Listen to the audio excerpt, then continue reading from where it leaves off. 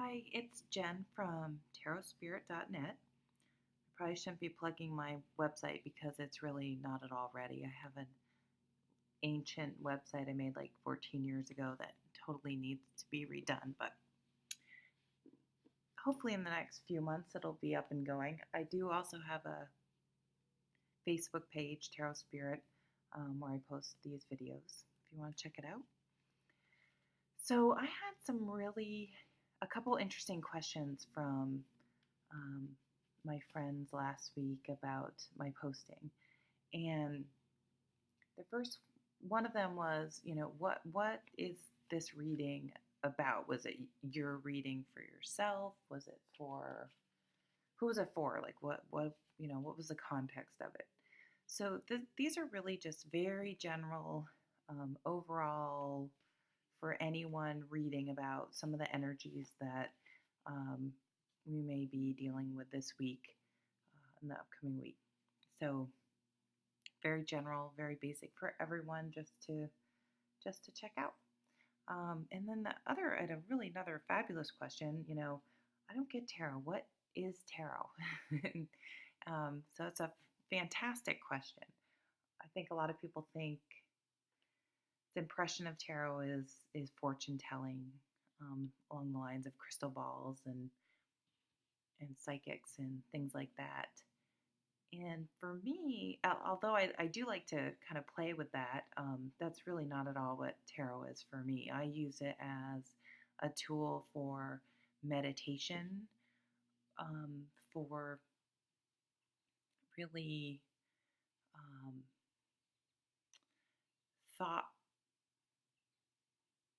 for thought provoking ideas that didn't really come out right, but to try to really look at a situation and consider all the different angles, and it helps me sort of work through things I'm dealing with, and also for mindfulness, just a way to stay focused on what's really important, um, and consider all sorts of scenarios that I may not have considered without just on my own. So I'm gonna put up some cards here, trying to make them closer, but I need to figure out a different way to do this. But for right now, we'll just do it like this and wing it. Let's see what we have in store for the first card. So I'm using the deck that is based on Arthur and the Knights of the Round Table, and it's embarrassing that I really don't know that story all that well. So if you do, you may get a lot more out of this reading than I do. These are sort of my cards, my favorite cards. I've had them for a really long time. They're my go-to deck. I don't know what it is. They just speak to me, but embarrassing, I don't really know the story as well as I should. So I'll put that on my list. It's a long list of things to do. Oh, so the first card's the Nine of Cups. In another famous deck, the Aleister Crowley deck, he has keywords on a lot of his cards, and the keyword for this in his deck is happiness. So I like to use, that's kind of a really good deck if you're starting out, that and the Rider-Waite, because of those keywords. It always sticks in my mind, happiness, the minute, I see it. And always start simple with just like a keyword, or this card means this, and then you can grow that knowledge. But with 78 cards, you have to kind of keep it simple. So cups, in the tarot, there are 4 suits, just like a regular deck of cards. In the tarot deck, there are the cups, the wands, which also go by spears in this deck. Lots of decks have different names for the individual symbols. Then there are the swords, and also the pentacles, which can also be called discs or coins. And cups are about emotions. So the Nine of Cups is it's happiness, just something that's really fulfilling you, bringing you a lot of joy, and it's just a really, really good place to be. I don't really have anything to add. Let's see how what the other cards are, and put it in some context. Ah, interesting. So then we have right next to it the Nine of Wands, or spears, in this deck. This is not happiness. This is more, so spears tend to point towards work, entrepreneurship. Um, it's it's things you're passionate about and working towards, but it's not so much like artistic things. It's more business, um, making a living, things like that. So the Nine of Wands, you're in a situation where you're really feeling. So if the Ace of Wands is that first spark, that first idea for your business, it's exciting. The Two of Wands, you have a business plan, you can think of it. The Three of Wands, your ships are coming in, things are starting to really happen, and you work your way up through the numbers. And then sometimes what can happen is we'll use a small business, your own business, as an example. You build this business and it grows, and as it gets bigger, all of a sudden you have all these employees, and you're starting to deal with people who call in all the time, people who are there just for a paycheck, that this isn't their passion. They don't treat this business like it's their own business, because it's not their own business. And this wonderful thing that was so exciting and you wanted so badly in the beginning can sort of come back and maybe bite you a little. So the Nine of Wands, you're kind of in one of those situations where you're feeling pretty stressed out and just sort of tired of all of this, and you kind of feel like it would just be easier to go work for someone else. And when you work for someone else, it'd just be so much easier to have your own business. Or even if it's just you say you are your house painter, and it's just you know people are putting demands on you that are, you're working all these hours, and it's just become a burden, is the way to look at it. So I gotta check out the other card, because I want to try to figure out, kind of, it's like a puzzle. How does this all fit together? You're super happy here, but at the same time, you're overburdened there. So let's see if this can give us any insight. Oh my gosh, this is so weird. Another nine. So the nine in this deck, it's shields, also known as pentacles, discs, coins.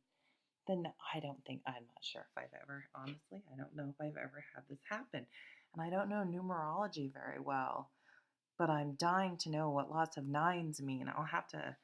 Maybe I'll get on my phone and look that up before we're finished, because, so the Nine of Shields is a wonderful, wonderful card, especially because in a lot of decks, it shows a woman, and she often has a falcon on her. I don't know anything about this, but she's trains falcons, and which it tends to be traditionally more something a man would do, and she has this whole um, sort of estate that she rules over and takes care of. She's extremely self-sufficient, and can handle. She's just very capable. So this card is about feeling really good about things. You've really accomplished something. Um, it does tend to point towards home, family, art, more the artisans, like being not, instead of a house painter, being a painter of art.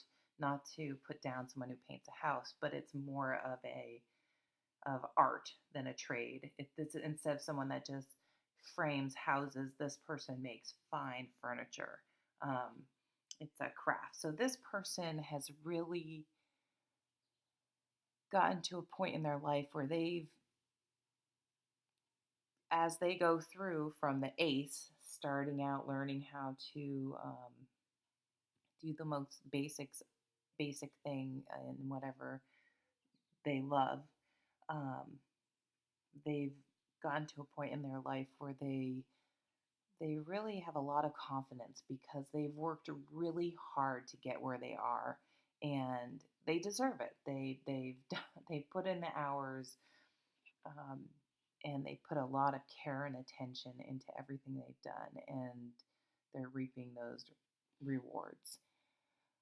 Wow. So, gosh, I'm just kind of, I'm not even sure. Let me just take a second here and look. I do tend to read the middle card sort of as the focus, and the surrounding cards as more sort of supporting. So I think I talk a lot about getting perspective from the tarot cards. Let's really remember, look at the big picture and look at how far you've come. You have a lot of happiness here with the Nine of Cups. So you're emotionally happy. You've built a solid family. You have interests outside of work that are really fulfilling.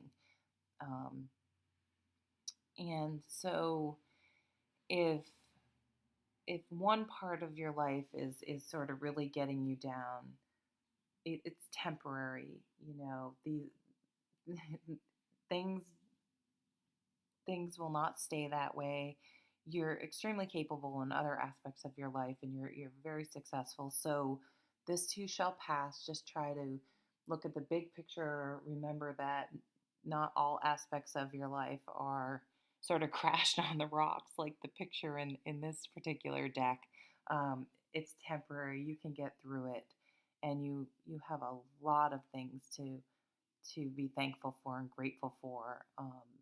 You're this points to a lot of richness. So probably the take home for this reading for this week is to really focus on all the wonderful things that we do have in life, that you do have in your life, and sort of let go of the areas that are bringing you down at the moment, and just remember to focus on all the good things and not to let that ruin your spirit and contaminate or downplay all the really wonderful things you have in your life. So lots of nines. Everyone go and look and see what all these nines mean. That's the first thing I'm going to do when I sign off here is really try to figure out what the symbol numerology, what a nine means, because it has to, I don't know, it's fascinating. So what a cool reading for this week. Um, and please put any comments, or if you, most people know me who are watching this personally, feel free to text me or stop me in the hall and let me know what you like, what you didn't like. I love the questions, and I hope you have a really wonderful week. Remember, we have a lot of wonderful things in our life, and make sure you are grateful and focus on those, and the more negative things will pass. This is Jen from Tarot Spirit. Have a great week. Thanks for watching. Bye.